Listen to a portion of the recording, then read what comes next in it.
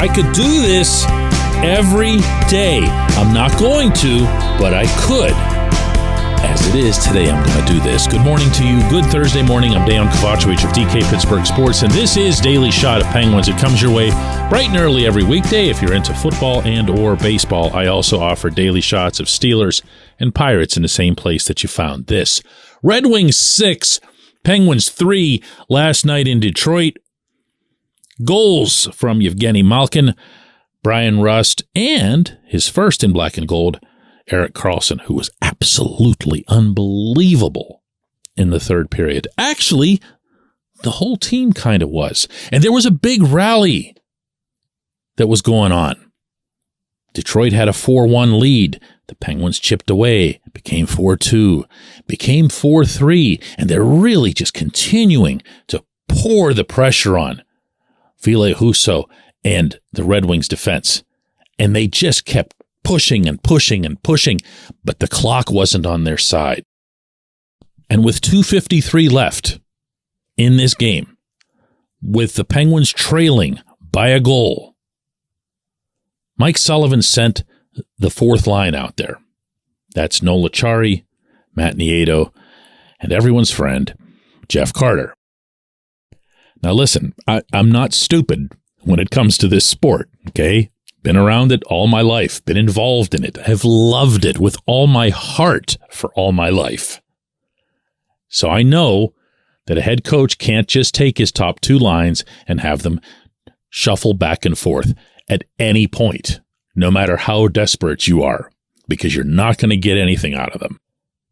But in that specific situation, you've got exactly one more shift to fill. And it's going to be a short shift, but it's just going to be one. And what you can't do under any circumstance is send out the three guys who are least likely to get you a tying goal. Now, I'm not about to suggest that Lars Eller, Drew O'Connor, and Jansen Harkins were going to get that goal either. But there was probably a better chance that they would. In fact, there was definitely a better chance that they would because that line doesn't have Carter on it. I have tried, and I sure hope somebody's noticed this, I have tried to avoid this subject. I could do it every day. That's how absurd it is that Carter is on an NHL roster, regardless of his contract status, regardless of anything else. He can't play the game anymore. He couldn't play it all of last season. He can't play it now. Don't get misled when he'll get the occasional breakaway and say, oh, he's at least getting chances or whatever. You saw what he did with the breakaway he got last night. There's nothing left in that tank. This was a terrific player for a lot of years in Los Angeles and for about a year and a half in Pittsburgh. And that was that. The chapter was closed.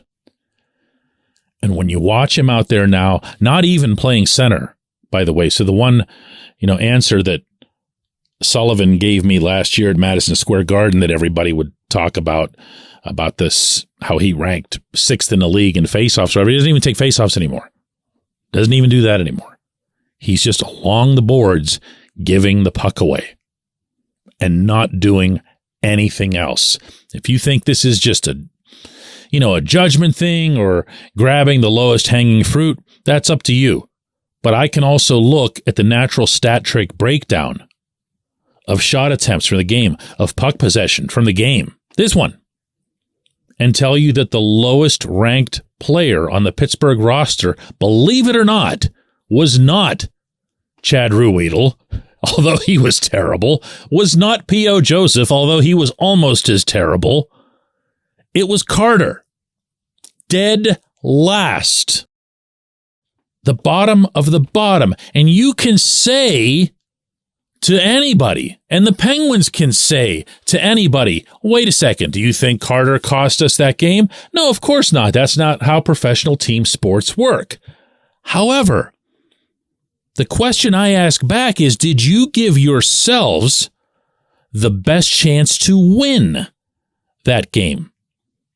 Because sending Carter out there with 2:53 left on the clock, needing a goal, is only a symptom to the cause, which is that Carter was in the lineup at all.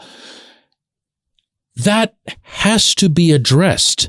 That's not the elephant in the room. That's the screaming herd of elephants in the room. No one on the bottom six has scored a goal yet through 5 games. So if it sounds like I'm only picking on one of them and it's a little bit unfair, the other guys are new. Let's see what they've got. Also, all of those guys have at least a recent history, not Harkins, of course. I don't think he's going to last in the lineup even into the next game. But the rest of them have a recent history of scoring some goals. Carter's done. He's shot. Kaput. Finito. Enough of this already. I mean, there's a new sheriff in town. The sheriff watches the games. He takes notes. Copious notes. I don't even know what copious means, but I know that people use it in front of notes and it sounds really good, so I just did that. But if they were, in fact, truly copious notes, they would have scribbled across the top of them, "Get rid of Carter." And or something to the effect of, "Why is my head coach deploying this guy with 2:53 left in a 1-goal game?" That can't happen. It can't happen from the offensive perspective. It can't happen from the defensive perspective. And we no longer can justify it happening from a face-off perspective. So what's happening here? When we come back, J1Q.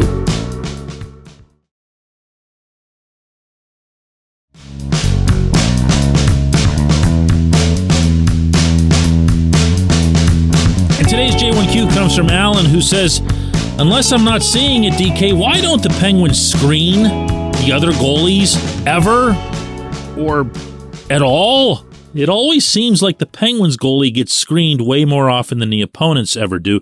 Is this a coaching thing, or is there nobody willing to do it?"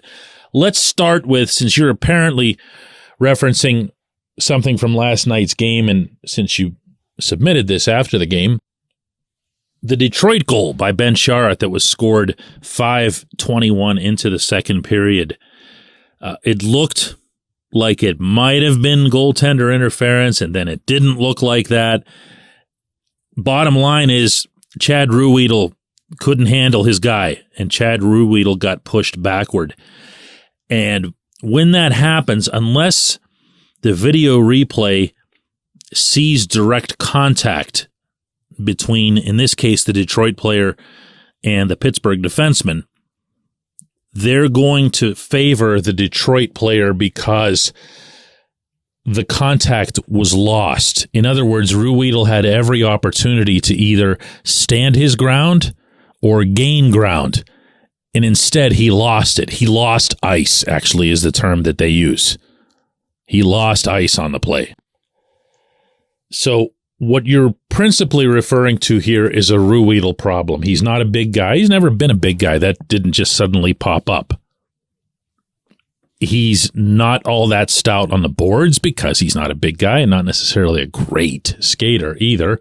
That's how he got beaten on the first goal, the first Detroit goal by Alex DeBrincat.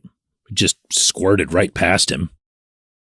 So I would say, before trying to say, why can't we do this when they do this, the first problem that has to be solved here is that this third pairing, Ruhwedel and P.O. Joseph, has been quite bad. Mike Sullivan said afterward that we expect more from these guys. Well, you can expect in one hand and you know what in the other. They just haven't been any good. And the part that's probably the most unsettling about that is that they don't play much, especially Ruhwedel. Chris Letang and Erik Karlsson are out there for 80% of the game now. Did you know that? 80% of the game. They barely let Ruhwedel on the rink. And while in some cases you might be able to say, well, they're not playing enough, so they're not in a rhythm or they're rusty, too bad. You're not nearly important enough to be handed an opportunity at a rhythm. You're lucky to get a sweater. And at the other end, since you brought it up, I don't see the two things as related, obviously. I don't think you're going to see this team become the type where there's going to be a whole lot of net front presence. You're not going to see guys turning their backs to the goalie, except for really obvious and set power play formations. And this was something that I put forth over the summer, but I think that your guys who are going to be the most impactful in front of the net, don't laugh at this, are Sidney Crosby and Evgeny Malkin. And so far, in the very, very, very early portion of this season, they've been exactly that. Think about where Sid scored that power play goal from on his posterior down in Washington. He was right there. Look at some of the goals that Gino scored. These guys are going hard to the net for living legends that they are. But no, you don't have someone, and you haven't had someone to fill the Patrick Hornqvist role since Patrick Hornqvist. And also, and related, you didn't have anyone like that before Patrick Hornqvist. He's a unicorn when it comes to Pittsburgh. I appreciate the question. I appreciate everybody listening to Daily Shot of Penguins. We're going to do another one of these tomorrow.